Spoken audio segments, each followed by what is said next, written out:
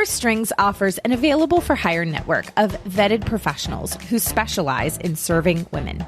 When you have a life event that has suddenly made money a priority, you can now move forward with a whole new confidence that you're getting advice and services from savvy professionals who are uniquely equipped to serve your needs. Go to pursestrings.co and use our directory of handpicked financial professionals when you're ready to plan for retirement, navigate divorce, buy your next home, fire up your new business, and more.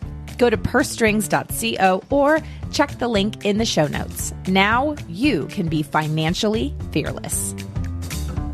Thank you, fearless listeners, and go you for hitting play. Please like and subscribe as it helps us grow. Also, share this with a friend as we have to keep talking about this shit. Now let's dive in.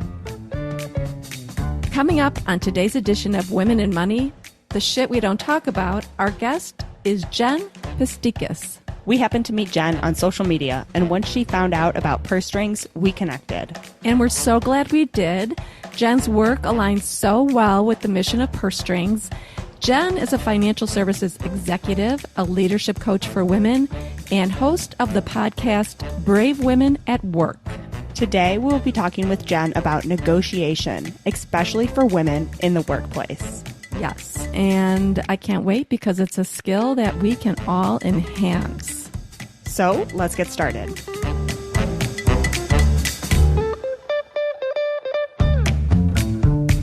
Gloria Steinem once said, "We will never solve the feminization of power until we solve the masculinity of wealth." Barbara Provost and Maggie Nielsen are the team at Purse Strings that will help you navigate the ins and outs of financial independence so that you can be financially fearless. This is Women in Money, the shit we don't talk about. Hey, Jen, welcome to the Purse Strings podcast. We are thrilled to have you with us today. We want to learn all your tips and tricks when it comes to negotiation, but before we go there, can you please introduce yourself to the audience? Yes, hello, and thank you so much for having me today, ladies. It's a pleasure to be here. So, as Barb had said, I am a financial services executive, been in the banking industry for over 20, Barb and Maggie, I think it might be actually 25 years. Yeah. So I think we're inching our way there, which is a little scary. That means I started, I don't know, when I was like 10 years old, maybe. Let's go there. And so been in financial services a long time, but just had a nagging pull towards personal development and wanted to help women. And so that's why I've branched off to leadership and executive coaching. And also I have two daughters, one that is going to be 12, Charlotte, and one that's going to be 5, or is 5 actually. She would remind me, Mom, I'm 5, almost 5.5. Come on now. So Olivia. And I feel like I need to pay it forward for them too. So that is why I do the work I do and work with women on having a voice and negotiating. So this is a really fun topic for me. So again, thank you for having me. Wonderful. So let's jump right in. So you're a coach, Jen, and you work with a lot of women around negotiation. So let's just dive into the whole thing around negotiation, because I would guess, tell me if I'm correct, that most women don't negotiate. Yes, most women don't negotiate. I being one of them. When I started, I was a bank teller. So this is going in the Wayback Machine. And I'll never forget, I think I was making it was like $19,760 and every little dollar and penny, and definitely helped. And I didn't negotiate because I wasn't trained to do so. I think that women are taught, if we raise our hand too much, as I did in school, I was always that kid. If everyone listening saw my hand, I was always the kid raising my hand. I know the answer, teacher. I know the answer. And it got to a point that the teacher was like, you need to let other people answer, which I understand, but it also really trains women and girls not to raise their hand. And so, yes, many of the clients that I work with do not raise their hand, do not ask for more, and just take what they can get, which sets a baseline of that discrepancy between men and women and how they get paid that I'm trying to rectify. Wow, just that example, I just get like a throwback to sitting in class, and it's like, let's let somebody else answer, and so kind of told to be quiet right away. And as we know, if we don't ask for that higher pay at that first job, it kind of accumulates up to the next job and the next job. So then you're forever kind of that step behind versus somebody else who might have negotiated that first job that they had. And so why do women find it so difficult to negotiate? I mean, I could tell you what I think, but I would love to hear kind of what you hear from, some of the women that you work with. Yeah, so it's an excellent question. And it's simply a muscle. So if you think of going to the gym that you flex, the bicep and the bicep grows, or, the quadricep grows, it's a muscle and it's muscle memory. So many of us, as you said, Maggie, we start at one point in our career and we never ask. So when I'm, challenging them or they're frustrated by the time they get to my doorstep, they may have never asked. So they don't have the practice, or they've asked and they got turned down. So then women often say, oh, I'm a bad negotiator, right? Or, let's say they go into the car dealership.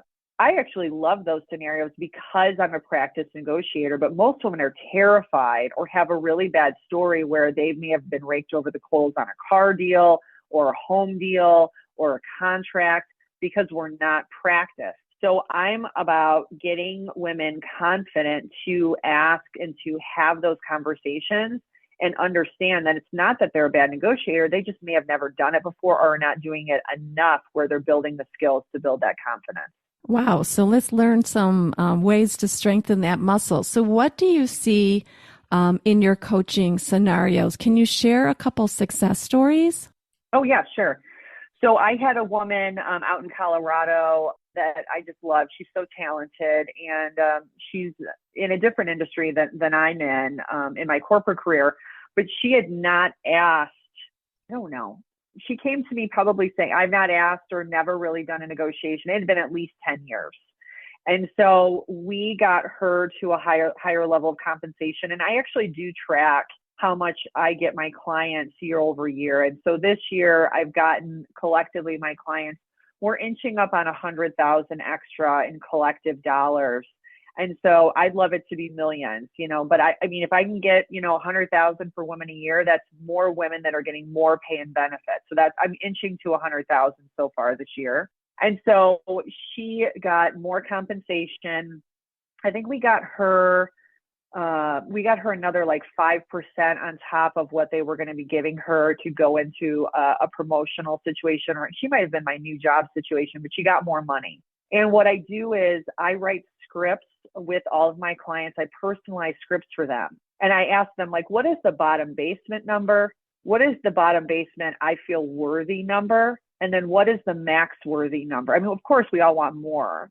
But I had the same client. She's going into another negotiation soon, very, very soon. And she says, well, this is what I will take. And I said, but do you feel valued? She says, no. And I said, okay, so now let's put a new baseline on that. The new basement number where you feel valued is this number. And even if it's like another couple thousand, or if it's another 10,000, whatever that new baseline is, that's what we're really shooting for. And then I'm like, okay, if the sun, moon, and stars align, what is that number where you're like, woohoo, like I'm going to go out and celebrate with my family because I rocked that negotiation. And then we have that number. So I gave her like the bottom basement. Okay, yeah, I'll take it, but I don't feel valued. Her baseline, I feel valued. And then like the big woohoo number. And a lot of women don't do that. So they don't actually put the numbers on paper. Then we actually go through the negotiation together. And then I give them questions to think about. What questions are they going to ask? And what questions are they maybe going to get asked in the negotiation? And we write all that down. And I say to them, they don't know that you're coming in with notes. They don't know. They can think that you're just coming in with questions, but you have your own agenda and you've come to play in that negotiation. So that's the prep I do with my clients. So I like this idea of like the basement number and then the number that really makes you feel like you have more worth, or, you're worth it. Because there's nothing worse about starting a new job where you're already getting the basement number where you don't even feel worthy. That's not a great place to start any position. So I like this extra step up of like, what do you feel worthy about as well? Because if you go in and you're already hating the pay, it doesn't sound like it's going to be successful for a long period of time. Exactly. So I want every woman that goes into a new job or into a promotional situation to already feel valued inherently in themselves. Because if they already aren't feeling valued, then they're not going to stay because they didn't negotiate for what they were really worth. But I always tell my clients and, anyone I talk to about this, the business is coming to play. If we're playing a card game, they're playing to win and you're playing to win. And, women will say, well, why does the business act like this? Well, because that's their part of the game. The game is that they're trying to get you at the, at the lowest amount, and they're like, great, you know what? I don't have to pay them in a couple extra thousand. I'm like, don't blame the company. Just come prepared. So we have to understand everyone's role in the engagement of negotiation. And some women, like Barb, you had mentioned, they won't negotiate because they're upset or they're mad at the organization, or they think the organization should be doing what's in their best interest. I'm like, no, you need to be doing what's in your best interest. You can't wait for the company to do it for you. You need to be prepared. So when you talk about being prepared, do you have them come with like competitive numbers for their role in other organizations, as well as maybe what they've brought to the table for the company to date in terms of saving money or value add? Like, what kind of data do they come with? Yes. So I will go to, I will have them look at like a salary.com is a really common and free resource for them to look. Now, HR typically doesn't like salary.com because it's, yes, you'll say, oh, I want to look in the Chicago area. I want to look in the New York area, California or whatever. But sometimes, it'll vary by industry. So there could be some shifting. So I wouldn't, use that as gospel like salary.com, but it gives you a really solid baseline for the job type and your geolocation of like what you would be getting paid. Okay. So then I look at that and then I have them compare where they are. And then there is like a bell curve. So it's like min, mid, max. And I'm like, where are you on that curve based on the years of experience? From my years that I've learned on the HR side, and I managed an HR team for, 5 to 7 years, somewhere in the career, we kind of stuffed that in. You're going to want to get to that midpoint, and every company is different. But I mean, if you're not at midpoint and you've been in that job for 5 or 7 years, like, okay, like there is some negotiation that needs to be happening there, right? And so I have them look at that. And then to give you one more example, I had a woman, another client out of the Chicago area that was going into negotiation. She was offered 2% for her promotion. And I just was like, no, we're not taking that. She was taking on new headcount. And then we did that homework, Barb and Maggie, and we got her to a 10% lift. Wow. Because we did that homework. Yeah, that's a huge jump. And that will be a huge compounding jump as well, which is awesome. And so a lot of this, we've been talking about negotiating your pay, your salary.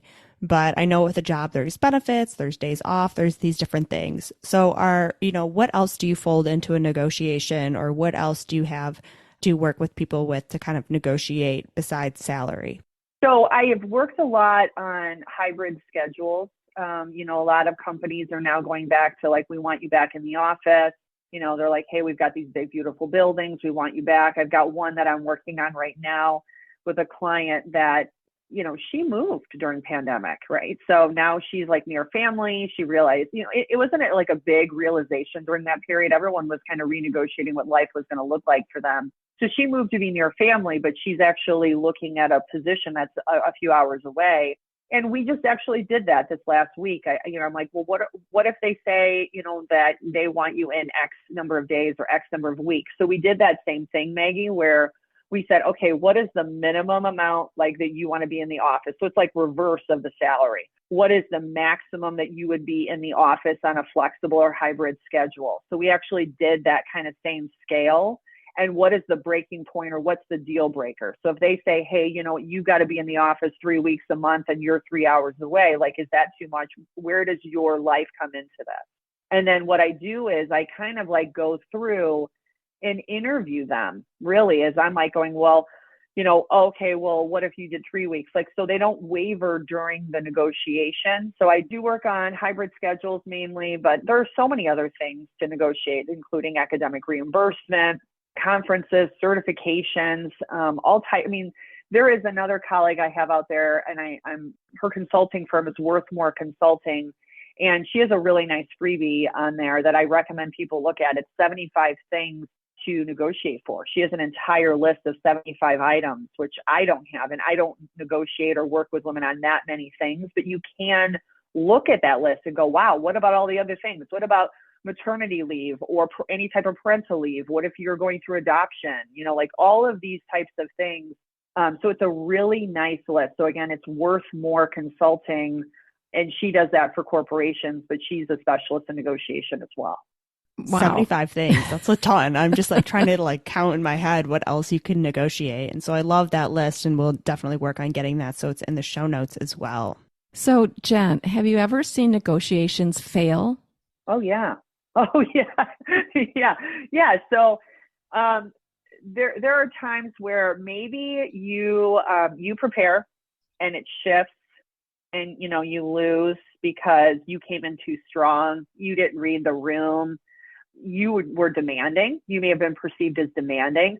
So that's another thing. Women, and this is from, her name is Catherine Valentine of Worth More Consulting. So definitely look her up and put her in the show notes. But she, I want to attribute to her, she has a theory on that men and women cannot negotiate the same. So a man can negotiate like head to head and be pretty vocal. And then, they're doing it on the golf course. I'm being like totally stereotypical here, and everyone's still friends after. So a woman cannot negotiate like that. You've got to actually have like more of like a win-win strategy.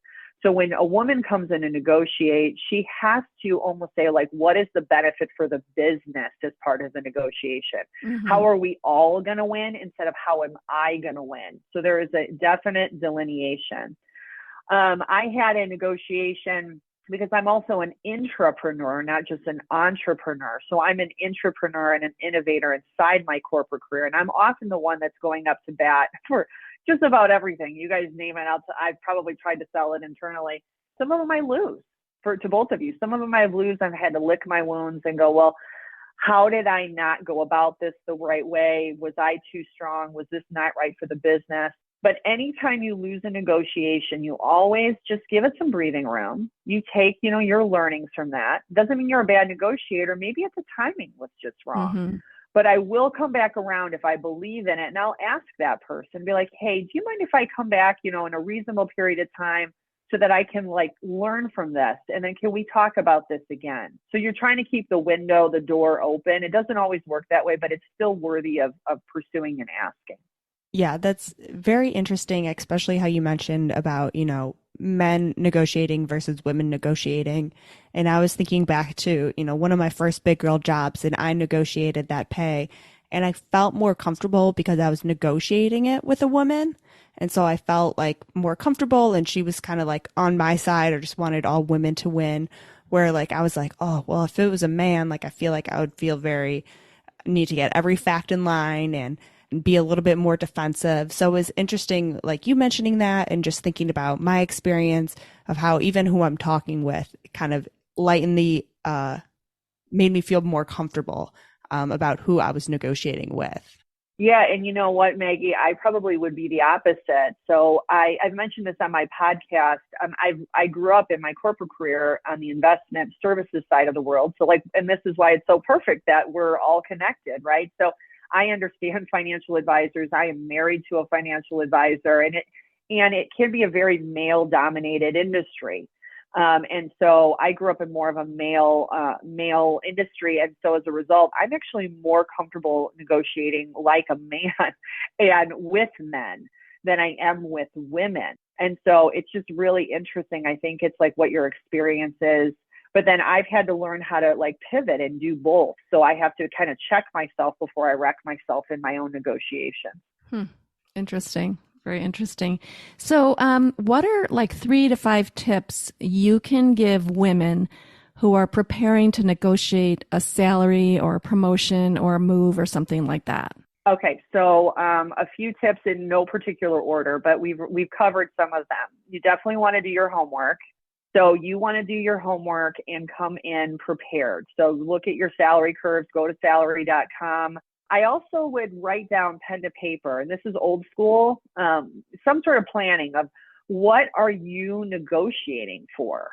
So like, what does the total package look like? Like write out the ultimate, okay, what is my minimum? We've already gone through that. What is my minimum bottom basement? What is my minimum on like feeling worthy? What is my mid maximum? You decide the levels, but I would write that down. I would also look at what else you're negotiating. Are you looking at a hybrid schedule? Like, don't forget, don't leave any stone unturned when you're in the negotiation. I also would practice. So I write scripts for women because then they come in more prepared and more confident. Because when you're in the live situation, if you've already done it and written it down, if you waver, you can look at your script. So if you're like stammering a little bit, because this is scary, these are scary conversations, or they can be, you can look down and be like, oh, yeah, I needed to mention that point rather than coming in unprepared. Mm-hmm. And then I would just say, lastly, make sure to have your own back. Remember that this is having your own back. This is an exercise in self-respect and building self-confidence. So remember, the company is not in that situation going to do it all for you. If you come in empty-handed, you will probably be more apt to take what you're given rather than get what you really deserve. Yeah, I agree. Best to be prepared for something that doesn't happen rather than not be prepared for something that does happen, especially in a negotiation, which you kind of feel like you have this one shot at it. So you may as well make sure you're prepared to play the game, as you say. Yeah. And one other thing that just one other tip that came to mind is, if they offer you the job, I always tell women, unless you just like feel like, oh, wow, this is like right on target, it's okay to say, hey, can I come back to you in the next 24 to 48 hours, especially in a new job scenario, because then you can kind of simmer on it, right, and be clearer headed and more objective. And if you can do that in any negotiation and or anticipate any objections, it's okay, to take a little bit of time. I think we have it's almost like filling space in a conversation where we gap fill and like they throw out the number, like, yes, versus going, hey, thank you so much for that. Thank you so much for that offer, Maggie or Barbara. And, I really appreciate it. I'm so flattered. And can I please take 24 to 48 hours to get back to you to consider it? I think there's self-respect in asking for a little bit of time. I always feel that the biggest fear people have is just someone's going to say no. Like, no, you should have been honored by having this presented to you. You can't take time. Or no, I can't even believe you asked. We're just going to take the job offer away, And it's just one of those things, like, I'm always reminding myself that it's like, okay, they want me. That's why they offered me this job, and it's like, they're not just going to take it out the rug if you don't say yes right away, which I feel like, I don't know, I talked to some of my girlfriends and they have that same fear as well. It's going to be a blatant no, which I have to remind myself, like, no, they want me for this position. Like, they're offering me this and it's going to look good that I'm taking that time to think about it. I'm not just like making decisions on the fly all the time.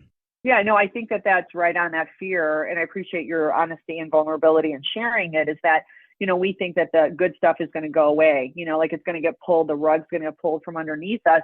Well, there's two things in there. Number one, if that's the case, then do you really want to work for that company? Probably right, not. Exactly. Like, if they're going to be like, oh, just kidding, oh, you won't take it immediately, like coercive, like, we're going to just take this job away from you. Like, I'm out. Like, I don't want to work for you. That's not a great way to start a relationship.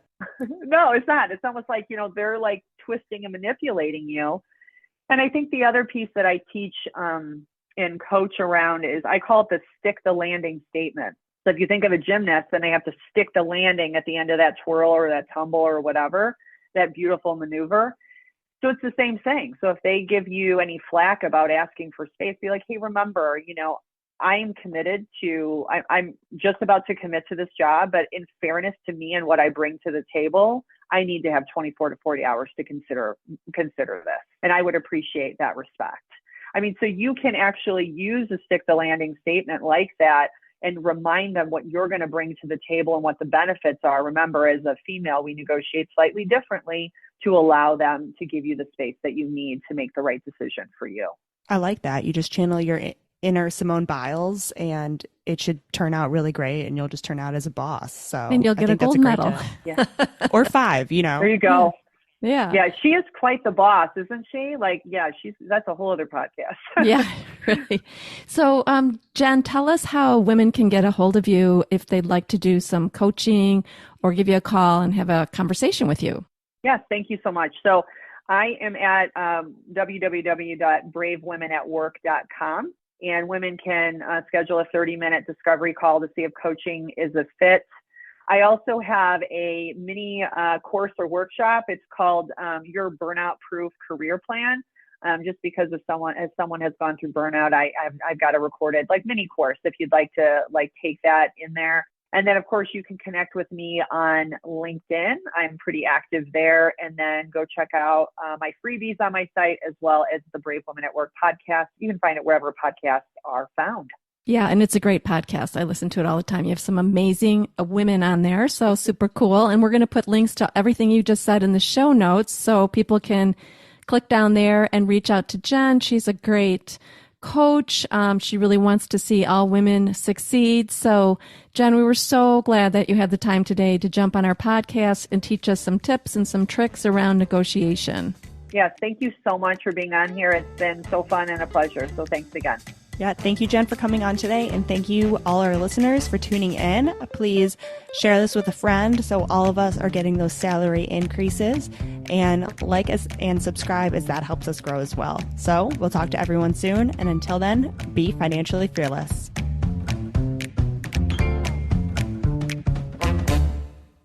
Information is for illustrative purposes only and does not constitute tax, investment, or legal advice. Always consult with a qualified investment, legal, or tax professional before taking any action. Purse Strings offers an available for hire network of vetted professionals who specialize in serving women. When you have a life event that has suddenly made money a priority, you can now move forward with a whole new confidence that you're getting advice and services from savvy professionals who are uniquely equipped to serve your needs. Go to pursestrings.co and use our directory of handpicked financial professionals when you're ready to plan for retirement, navigate divorce, buy your next home, fire up your new business, and more. Go to pursestrings.co or check the link in the show notes. Now you can be financially fearless.